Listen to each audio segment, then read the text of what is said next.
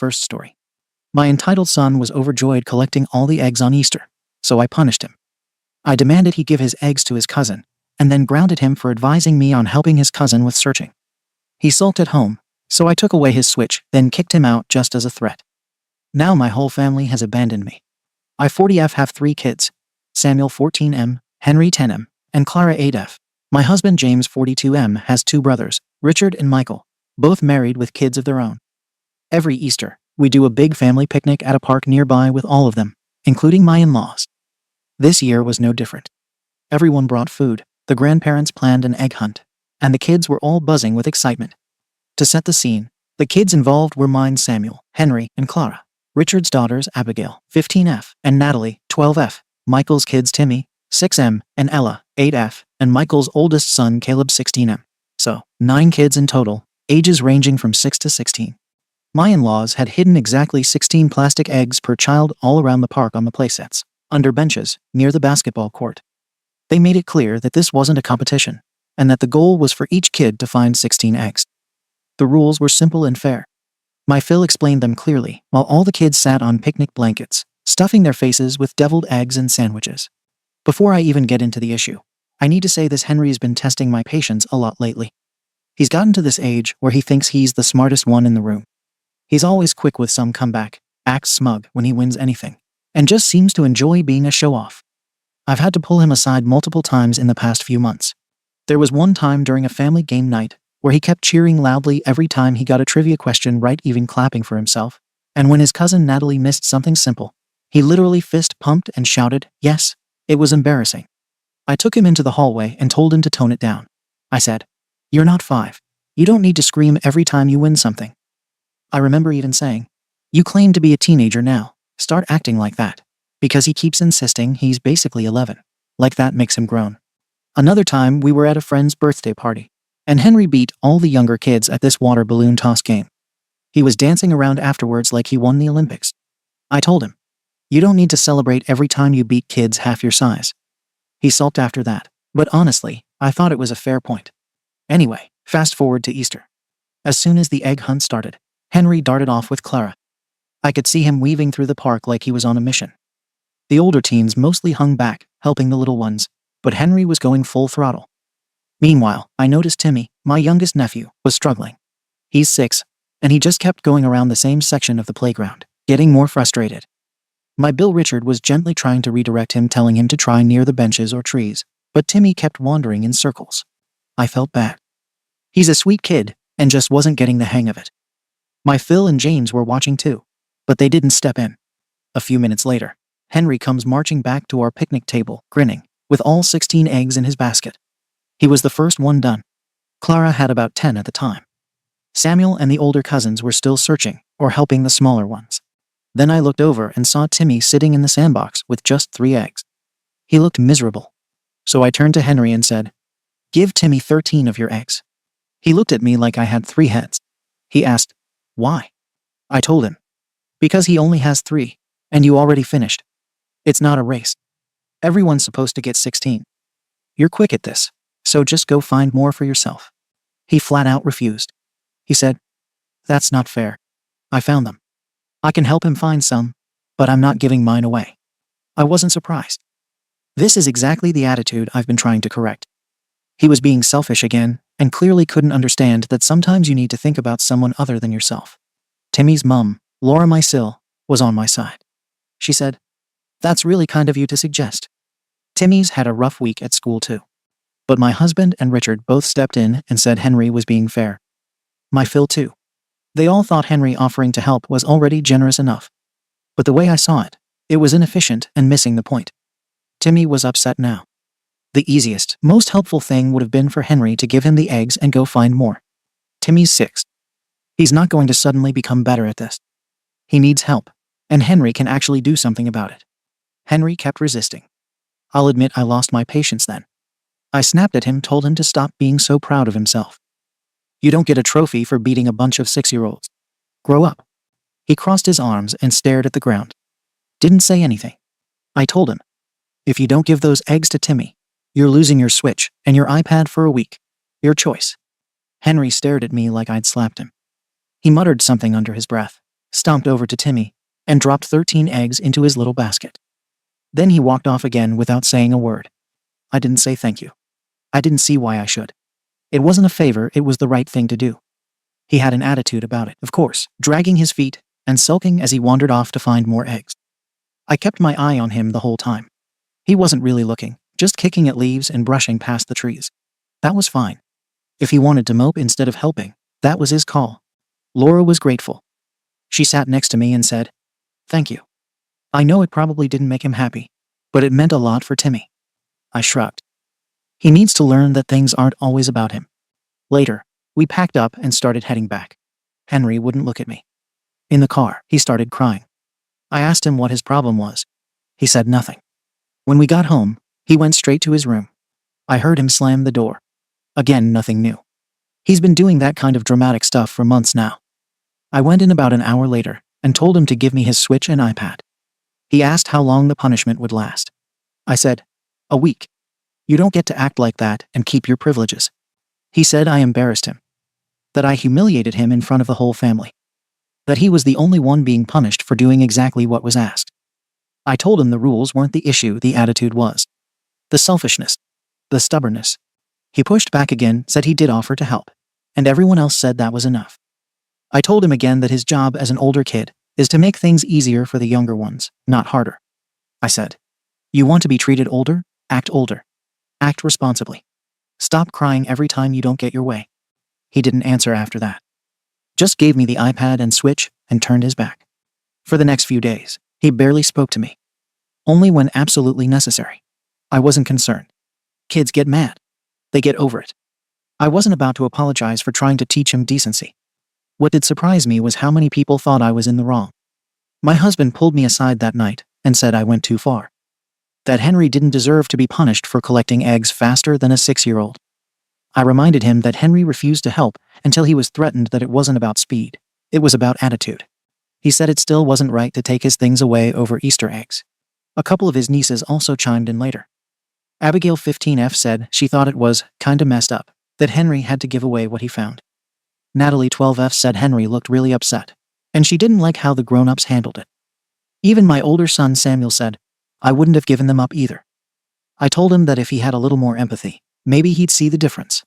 But I'm not pretending Henry is some victim here. He's had this quirky streak for a while. Winning everything, lording it over the younger kids, refusing to help unless it benefits him. He's not mean, but he's inconsiderate. I've seen it in group games, birthday parties, and even just walking ahead of his siblings without looking back. He thinks being better at something means he doesn't have to share the moment. I don't agree with that. Kids like Timmy, they're slower, more sensitive, and they struggle. If someone like Henry can afford to be generous and still come out ahead, he should. The point wasn't about plastic eggs. It was about being a better person. My sil Laura agrees with me. She said Timmy had come home much happier, and that he felt proud to have finished the hunt. That reinforced it for me. You can't demand to be treated like an adult, and then throw a fit when you're asked to do something inconvenient. That said, the amount of pushback I got makes me wonder if people really understood what I was trying to do. I wasn't rewarding bad behavior. I was correcting selfishness. Still, almost everyone except Laura and Abigail surprisingly thinks I went too far. They say I was unfair to Henry. That I should have let him be proud of finishing first. That helping Timmy should have been voluntary. Maybe they're right. Maybe I pushed too hard. But I still think Henry needed the lesson. Ada. Comments. Comment 1. YTA. And not just for what happened that day, it's the whole pattern you have with Henry. You don't parent him. You punish him for having emotions you don't like. You're frustrated that he's confident, or maybe a little proud of himself. Tough. That's normal. Kids who are good at things should be allowed to feel good about it. Instead, you interpret his excitement as arrogance and try to crush it. I've been that parent, too, thinking humility meant shrinking my kid down. All it did was make her resentful. You didn't teach Henry to be kind to his cousin. You forced him. He offered help, which was the right move, but that wasn't enough for you because you wanted control. You didn't care about a solution. You cared about making him bend. And now you've probably ensured he won't want to help again, because you made generosity feel like punishment. You didn't build empathy, you built resentment. Comment 2. YTA. 100%. There were multiple adults there, including Timmy's actual dad and grandparents. Literally any one of them could have taken his hand and helped him look for more eggs. You know what adults do. But instead, you all stood around watching this kid spin in circles, while your 10-year-old son was made to fix the problem. Henry busted his arse to find those eggs fair and square. He even offered to help Timmy afterwards. That's mature as hell. What did you do? Threatened to rip away his Switch and iPad, unless he gave them up. Congrats, you didn't just ruin this Easter. You probably ruined the entire concept of Easter egg hunts for your kid. You embarrassed him, invalidated his effort, and shoved him into a position no child should be in, being punished for doing something well. You owe Henry a real apology. In front of the whole family. And yeah, you better throw in a damn good treat while you're at it, because your parenting in this moment sucked. Comment 3. YTA. Henry's idea, helping Timmy look for more eggs, was the actual mature approach here. That's what empathy and teamwork look like. You dismissed that because you wanted a quick fix. But all you did was punish your son for being thoughtful in a way that didn't follow your script. You said Timmy has been struggling, and that you were worried about his self-esteem. Well, you just damaged Henry's. You taught him that even when he does well and offers to help, it's not enough. He has to lose something in order for you to feel like he learned something. You aren't doing Timmy any favors either. What's he supposed to take from this? That people will be forced to make him feel successful. That failure is solved by adults manipulating others on your behalf. You stole an opportunity for real bonding between cousins because you couldn't be bothered to let them work it out. This story reads like something Henry will tell his friends, or maybe a therapist years from now, when someone asks why he doesn't talk to you anymore. Update. I wasn't planning to update, but everything took a turn I genuinely didn't see coming. And before anyone jumps in, no, I still don't think expecting a 10-year-old to show empathy is unreasonable. People in the comments keep acting like Henry is a toddler. He isn't. He's old enough to understand when someone else needs help. And he's definitely old enough to stop acting like the world ends every time he's asked to do something uncomfortable. After Easter, Henry barely spoke to me unless it was unavoidable. It wasn't silent treatment, exactly, more like he was on autopilot. He answered in one-word sentences, kept his head down, didn't ask for anything, and didn't smile. I tried to be patient for a few days, thinking he'd move past it. Kids usually do. But he didn't. I sat him down one afternoon after school and told him directly, "This has gone on long enough. You need to let the incident go. You weren't wrong. You were asked to help your younger cousin because you're older and more capable. Move past it." He didn't argue, just stared at a spot on the carpet. I asked him if he even heard me. He nodded once but didn't look up. That annoyed me more, so I told him that if he wanted to keep dragging this out, he would be grounded again. I took his Switch back, even though he had already earned it back after the initial punishment. He didn't protest. He just went to his room. Same as usual. Then fast forward about 2 weeks. It was Natalie's 12th birthday. The whole family was meeting again for a small gathering. I told Henry we were going. He said he didn't want to. I told him he didn't get a vote. He still refused to get ready. Finally, I told him very clearly, "If you skip this family event, I will cancel your birthday party this year. I'm not negotiating." He froze in place, and then went to get dressed without another word. He came, but he acted like a shadow the entire time. He stood on the edges of group photos, didn't smile, and didn't talk unless someone forced him into a conversation.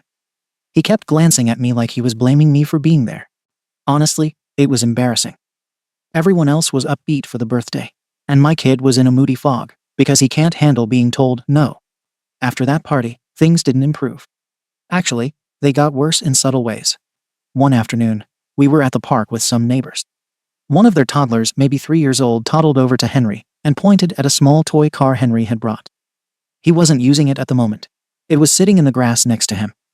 The mum said, "Oh, he really likes that little car. Could he play with it for a bit?" She was smiling politely.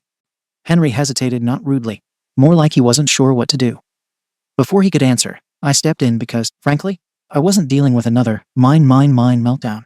I said to Henry, "Prove to me you're a good kid at least this time." He looked at me. Then, without a word, he handed the toy over and walked straight home.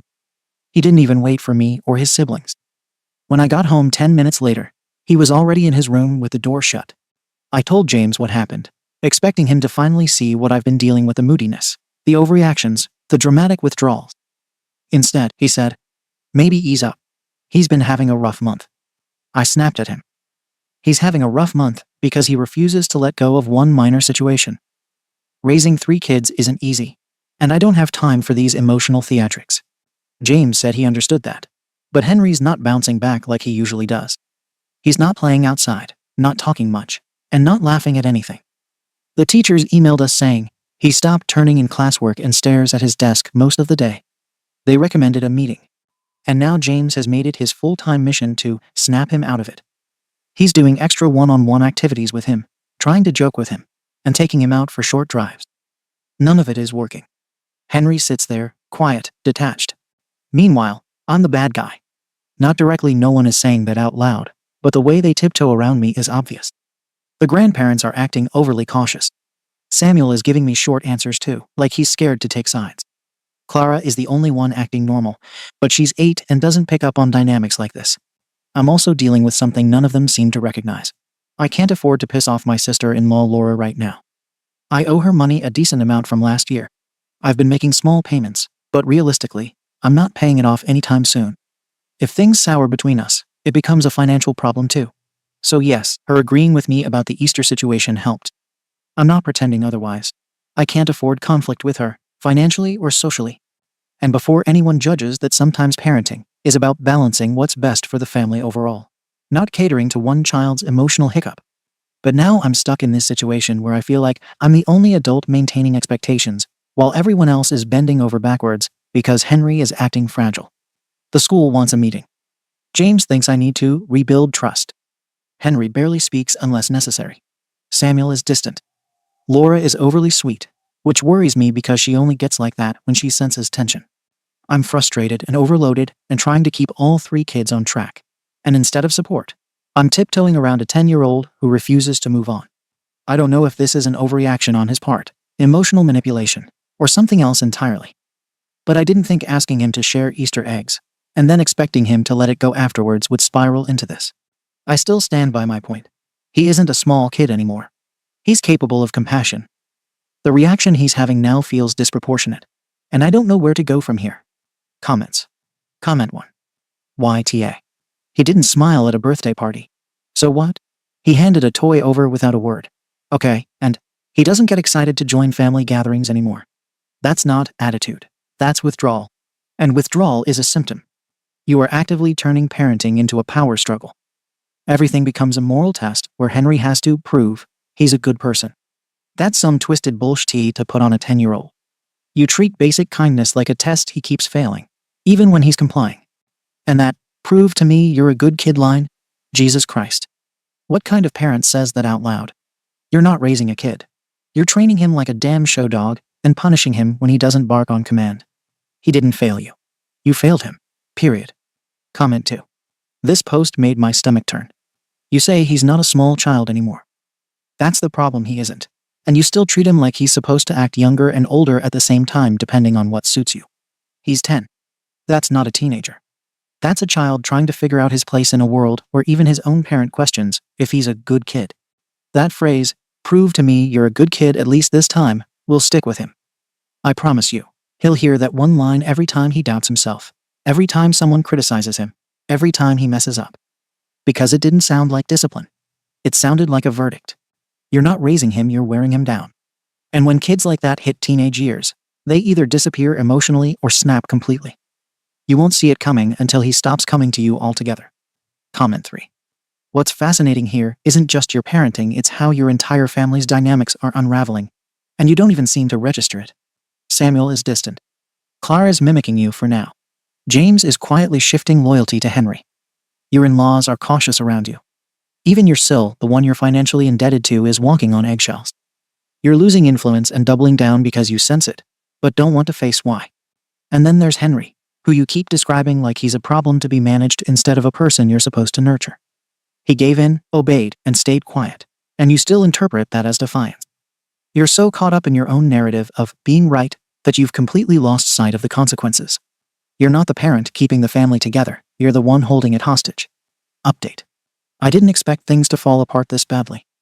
I knew Henry was upset, fine. I knew he was moody and stubborn, and not letting go of something minor. But I didn't expect everything to collapse over it. I didn't expect my entire family to flip the way they did. Let's start with what happened at school. Last week, I got an email from Henry's teacher saying he had an emotional outburst during a science group project. He snapped at another kid, refused to participate, then shoved his desk back and just sat with his arms crossed the rest of class. When the teacher asked him to explain, he told her, "I'm tired of people forcing me to do stuff." They called it oppositional behavior and wanted a follow-up with the counselor. I was stunned. Not because Henry had misbehaved, I knew he'd been acting off, but because they were now tossing around labels. They're hinting at things like depression, oppositional defiance, and emotional trauma. All from one argument. It felt like a total overreaction. James disagreed. He thought it made sense. Said Henry was probably just overwhelmed, and that the behavior fit the pattern. I didn't like that phrase. Pattern. That makes it sound like there's something wrong with him. Like my son is damaged. James said, "We need to listen to what they're seeing." But all I heard was the school calling my kid unstable and my husband nodding along. To make it worse, James thought it would be a good idea to invite the counselor to our house to help Henry see we're all on the same team. He didn't tell me until the night before. I was furious. A teacher coming into my house to tell me how to raise my son. No warning, no heads up, no consent. But James brushed it off like it was no big deal. The visit was tense from the moment she arrived. I said maybe 5 words. She smiled politely, complimented our living room, and then gently started asking Henry about emotional safety at home. I nearly exploded.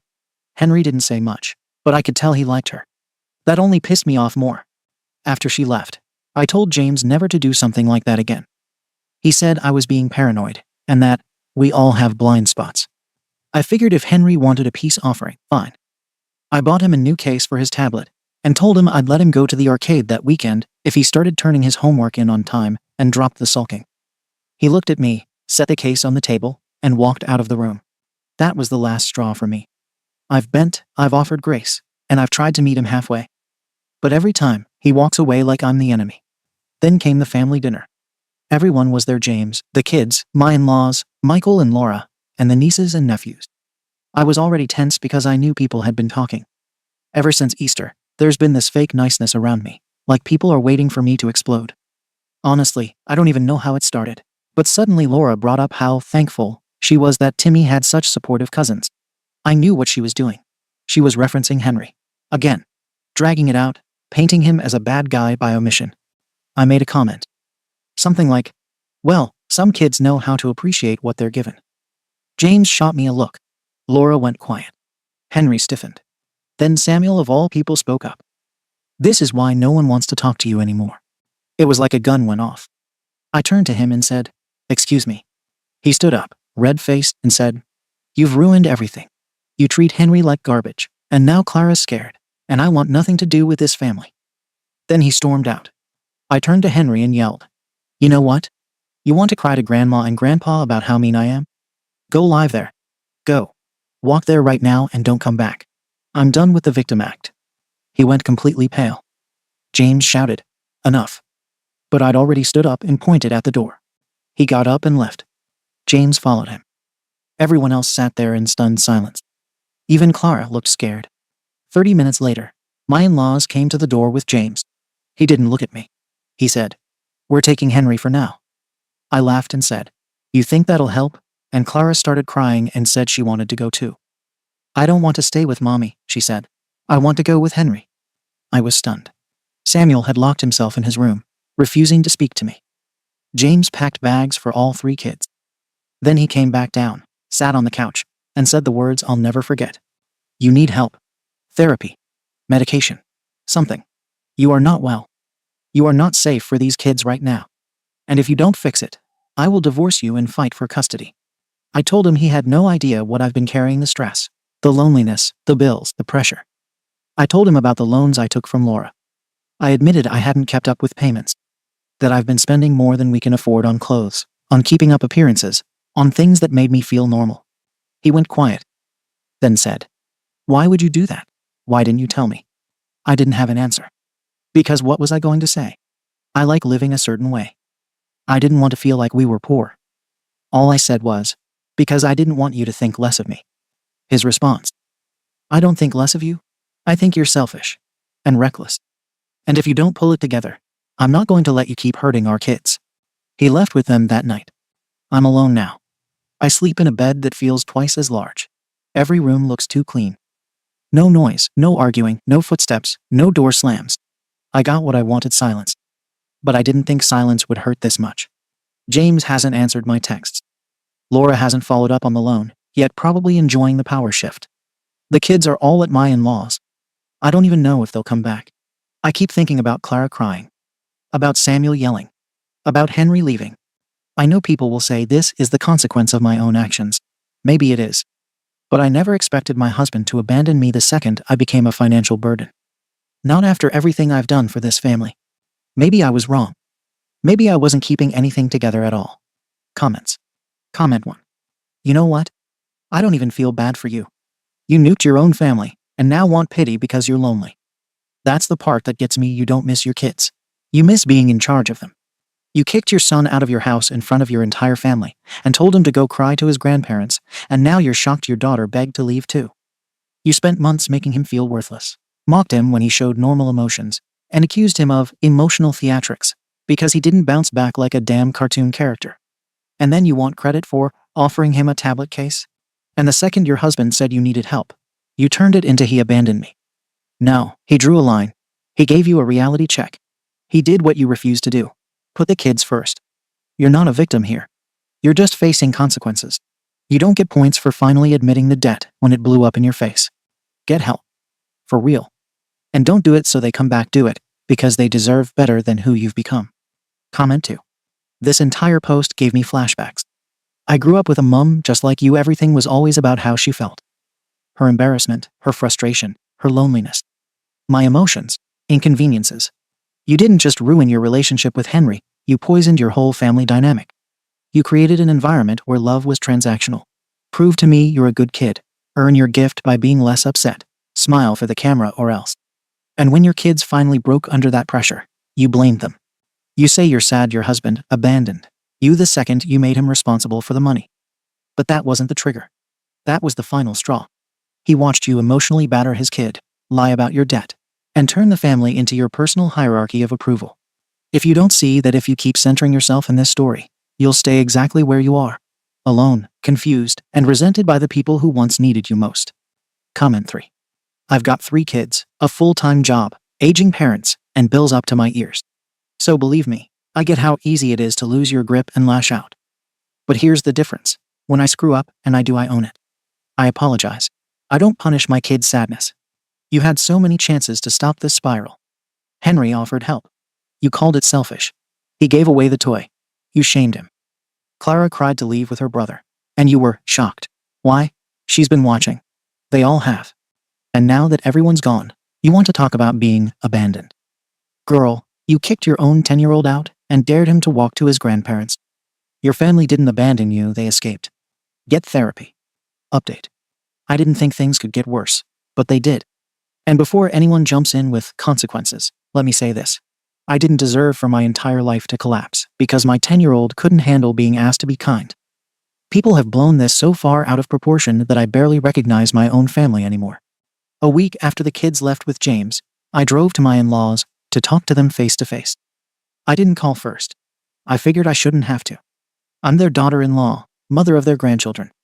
I expected at least enough respect to open the door.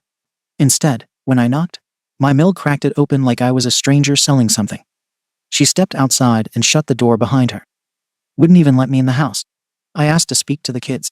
She said, "Not right now." I told her I wasn't leaving without seeing them.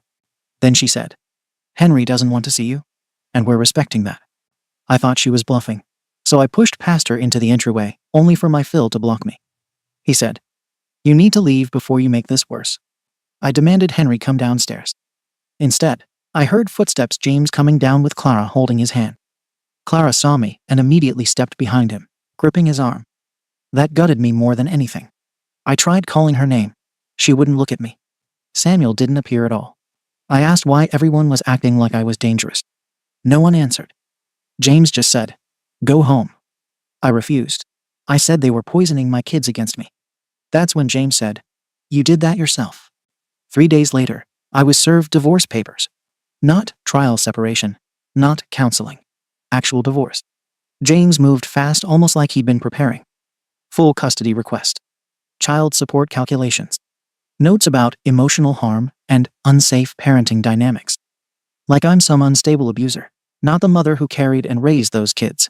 I called him, but he blocked my number. Called from my work phone, he hung up before I finished saying his name. Around this time, Laura suddenly remembered the money I owed her. She asked for repayment not privately, but in our family group chat. She wrote, "OP, any update on the repayment timeline?" with a smiley face. Everyone saw it. I wanted to die from humiliation. With the divorce settlement, I got a payout not huge, but enough to clear the loan. I sent Laura her money immediately. She responded with a one-word text, "Received." No thanks. No acknowledgement. Nothing. As if the second I paid her back, she didn't need to pretend to be supportive anymore. I used some of the remaining money to put down on a small condo. I hate it. After moving in, reality hit hard. I needed a job. James always made more, and I've been part-time for years. I've applied everywhere: admin jobs, retail, receptionist positions. I've gotten 2 interviews, both ending with, "We'll call you." They didn't. Being alone in that condo all day, waiting for emails that never come, is its own kind of torture. As for my kids, they might as well exist on another planet. They refused to come to my place. The court ordered visitation, but James told the judge the kids were emotionally distressed. The judge didn't force anything, just scheduled a hearing for later. So I get nothing for now. I've texted them. Short, neutral messages. Hope school is going well. I miss you. Let me know if you want to talk. Only Clara replied once with, "I'm okay." That's it. Henry never answered. Samuel never answered. My oldest son has gone completely no contact. Henry too. And everyone acts like that's normal. Meanwhile, I keep hearing through relatives that James is stepping up and doing great with the kids. Like he's some hero for taking the easy way out and abandoning the messy parts. He got rewarded for running. People keep telling me I should take accountability. But anytime I try to explain myself, I'm met with judgment or silence. No one listens. No one believes my side. Everyone thinks I'm this cruel, irrational mother who kicked her child out for no reason. They twist everything. No one mentions that Henry disrespected me for months. No one mentions the pressure I was under with the loan. No one mentions how alone I felt trying to manage everything. They all turned on me the second the story got inconvenient. A few days ago, I had my first supervised visit with Clara and Henry, or rather, the visit I was supposed to have. Henry refused to come into the room. He sat in the hallway with his grandfather. Clara sat across from me, fidgeting. Wouldn't look at me. Wouldn't talk. I tried asking how school was. She didn't answer. I asked if she missed me. She said, "Daddy says not to talk about that." I asked if she wanted to come live with me sometimes. She shook her head. Henry didn't enter once. I came home after that visit and realized that nothing I do matters anymore. My family decided the narrative without me. I'm the problem. I'm the unstable one. I'm the mother they escaped. And the moment I needed support financially, emotionally, James ran.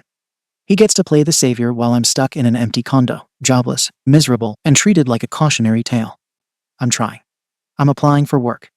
I'm attending court-ordered parenting classes. I've even reached out to therapists, though half of them are booked for months. I'm doing what I'm supposed to. But none of that changes the fact that my entire family turned their backs on me without giving me one honest chance to explain myself. They only ever saw the worst version of the story, never the full picture. I don't know what comes next. But right now, I'm alone and everyone seems perfectly fine with that. Comment. Comment 1. OP, you're still centering yourself like you're the one who was hurt most. But you were the one holding the match. You lit the fuse, and now you're shocked the house burned down. That moment you told Henry to go cry to your grandparents and don't come back. That wasn't a mistake. That was a calculated punishment meant to shame him into submission. And now that he actually took you at your word and left, you're calling him ungrateful? What stands out most to me is how you describe every person in your life like they owe you something. James was supposed to stay loyal while you lied about debt. The kids were supposed to get over it. And your in-laws were supposed to let you in after you emotionally exiled their grandson. You want your kids to see your pain. But all they've seen is that your pain always comes at the expense of theirs. That's why they're gone. Comment 2. You say James ran the second you made him responsible for money. But that's a lie you're telling yourself, so you don't have to face the actual issue. You financially deceived your spouse. You took loans behind his back, lived above your means, and had no real plan for repayment. Then you tried to keep Laura on your side because you owed her, which affected how you treated Henry.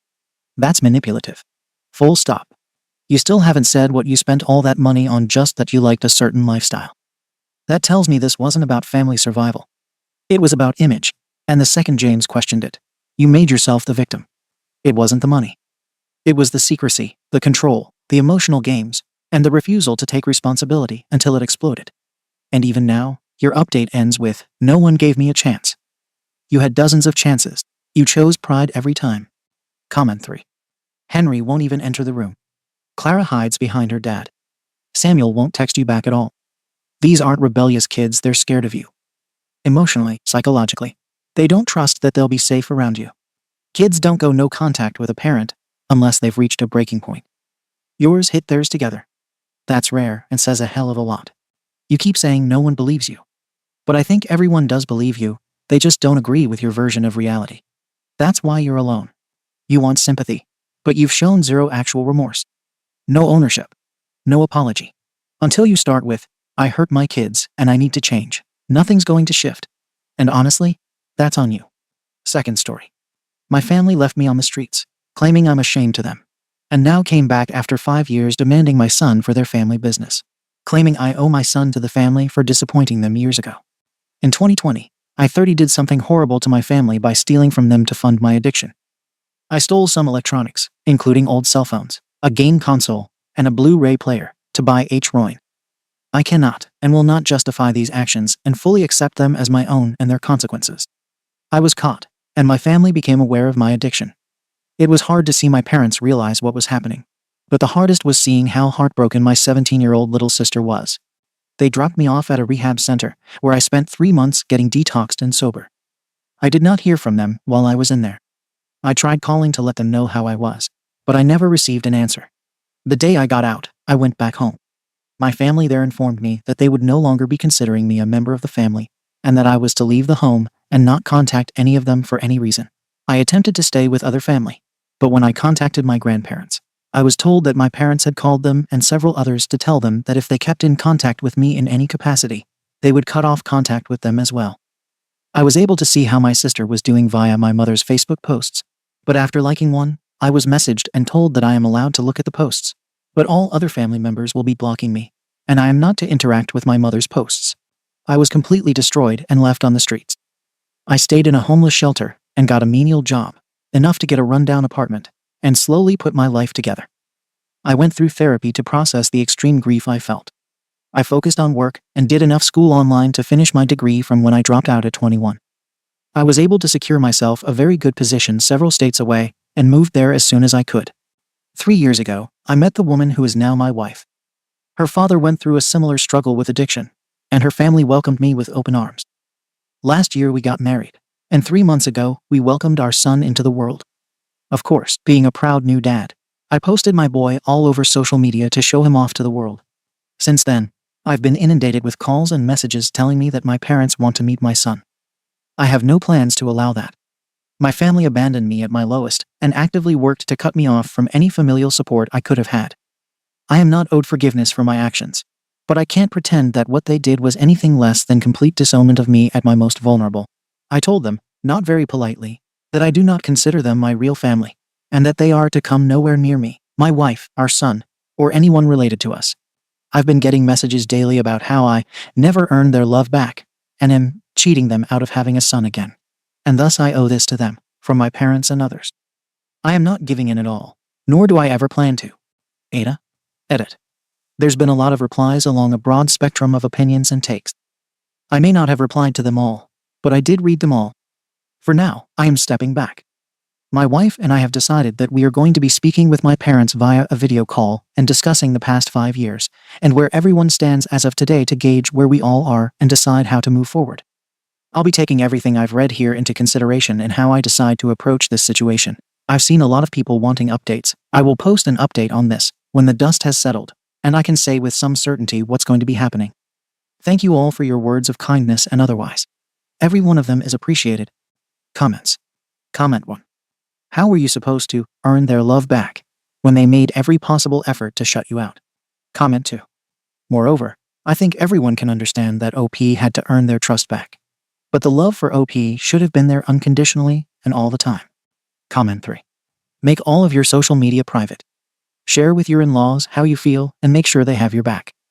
More than one well-meaning relative has been known to leak photos or even plan an ambush for a happy family reunion. Good luck. NTA. Comment 4. Forgiveness is optional, and access to your child is a privilege, not a right. Comment 5. Forgiveness is optional, and access to your child is a privilege, not a right. Particularly in light of this statement. I've been getting messages daily about how I never earned their love back. Okay, I'm old and slow now. However, will someone please explain to the rapidly aging old person here how OP was supposed to do that when they were completely blocked from all of their former family's socials, and B, other family members were threatened with also being cut off from the rest of the family forever and ever. Amen. If they gave OP any info. Seriously, I'm not seeing how that was even going to be remotely possible. And now they are yelling about grace and forgiveness. Really? That's a bold stance to take given how they set all of this up back when they cut OP off. But I guess that's just when it's convenient for them, and not the other way around. NTA, IMO. Judgment NTA. Update. A little bit back, I posted a thread on this sub. I want to thank everyone for their words, both kind and unkind. I look back on that post and feel like I did not hit the mark in some areas for how I expressed myself and the situation. And so it was interpreted in wildly different ways by different people. I initially wanted to address those, but to be honest, I'm ready to leave this behind, so I'm not going to do that. The only thing I will add clarity to, since it came up several times, is that my family did not pay for my stay in rehab. I was making less than $20,000 per year, and my employer only offered an HSA for health benefits, so I qualified for Medicaid and had been on that since I moved out of the house. Medicaid in my state pays for the cost of inpatient rehab, and this is how my treatment was funded. For the sake of brevity, and so that I don't dwell on it longer than I should, I will briefly run through some relevant context and a short summary of what my father expressed to me during our conversation. To add some context that I think explains his mindset, I will give some of my father's history here. He came from China to the US to attend college and fell in love with the country. My father hates China and communism. He saw America as a land where he could have the opportunity to thrive in ways he couldn't in his home country. So he married an American woman and stayed here, starting his own business. My father's dream was that one day, he would pass this business down to his son, then to his grandson, continually passed down as his legacy. He was very much a tiger parent, and my mother, having always been very submissive, followed suit. I'd been told from a young age that this is what my future would be, and my life was curated around it, down to what university I would attend and my major. All of this will give context to my father's position. The call was just me, my wife, and my father. It was a long and awkward conversation, but here is the gist of it. My father regards my bisexuality and my decision to not finish college as direct actions of ungratefulness to his efforts in raising me, and feels that I have not been thankful that he did not take action against me earlier. Me being bisexual still left room to marry a woman and have children, so he did not interfere with it. He could still teach me how to manage the business, even if I needed to hire others to help with the physical labor involved with it. So he got past the fact that I dropped out of college. However, it was not the stealing that broke the camel's back to him. It was the fact that I used drugs at all. He was upset that I had stolen from the house, but to him, it was ultimately inconsequential compared to me abusing a substance. The fact that I used drugs at all meant that I could not be trusted with his legacy. And since I could not contribute to the family legacy, it was necessary to cut me out of the family entirely to avoid the shame of having an addict among them. He made it clear that this is how he felt then, and that his feelings have not changed, nor will they ever change, no matter how clean I stay or how successful I become, because I ruined his dream. Despite this, I owe him a debt of gratitude by leaving the family vacant of a son to pass his legacy down to. Now that I have a son of my own, there is potential my father's legacy could be passed down to him. As someone who used drugs, this necessitates him and my mother stepping in to ensure my son is properly raised into the position I was to inherit. I did not get to speak to my mother to ask her about the messages she had sent me.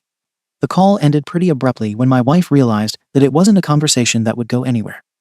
I was in a bad spot for the weekend after that Friday night. I cannot express with words how thankful I am that my wife was there to help me stay sane. I am going to spend the rest of my life doing every possible thing I can to be as much of a rock for her as she is for me. Right now, most of that is in the form of taking on any and all housework in addition to doing my part to take care of the baby while her body recovers. As our son grows up, I'll keep finding new ways to let her know how much I appreciate her. As for the future, this is what we've decided. On my part, I'm going to work a lot less. For those wondering, I ended up being a technical writer, and it's a job I'm quite good at. It also pays for us to live very comfortably, even if I go well below a full-time work schedule. When I met my wife, I used work as my distraction. Marco Pierre White was correct when he said work is the best painkiller mankind has ever come up with. However, I don't think this is a healthy way to cope now that I have a child. I've decided I'll use the extra time off of work to attend an extra therapy session every week for more intensive treatment and to help develop some better coping mechanisms that don't involve me working myself into an early grave. As for our son, we have decided that my parents will not be a part of his life for the foreseeable future. We aren't sure what we will tell him, but as he grows up and we see more of his personality, we plan to speak with a counselor who has experience in child psychology to find a way to approach the subject that won't be distressing or confusing for him. A lot of people mentioned the idea of me taking my wife's name. We floated that for a bit, but ultimately we've decided that we will be choosing a new family name entirely. It feels like more of a fresh start for a new legacy. We aren't sure which name we will go with yet, but we hope to have that done by the end of the year. And honestly, that's pretty much it. There isn't much else to report. I know this update will get a wide range of responses. Sorry to disappoint, but I will not be reading or responding to any of them. I know the man that I've become. I know I am a capable father and loving husband. I know I have a disease that puts me at a disadvantage when it comes to anyone's trust or respect because of my choices in the past. And I know that despite them, I will continue to be the best man I can be for my family. And as much as I appreciate all the responses, I don't need to hear strangers on Reddit praise and condemn me to know that it's true. I'm going to log out of this account after posting this, and I will not be logging back in. Thanks for reading. Comments. Comment 1. Your father sees you as an investment for his dreams, and not as a person. When you did not give the dividend he expected, he got rid of the asset. Now that there is a new asset, he wants to use his history as a shareholder to get the buying option to start over. But only under the stipulation that he be the CEO to make sure that this time there will be a nice payout for him. You see the way it goes? You do right to stop your investor, father, and his whole family, from even knowing your child. He deserves better, and you too. It is great that you have a wife that sees that with you and supports you so much. Your father will never see his role in all that happens. Be happy with the people that love you unconditionally, and the people you love the same way. That's the best life. Comment 2. Your dad's a real clown shoe.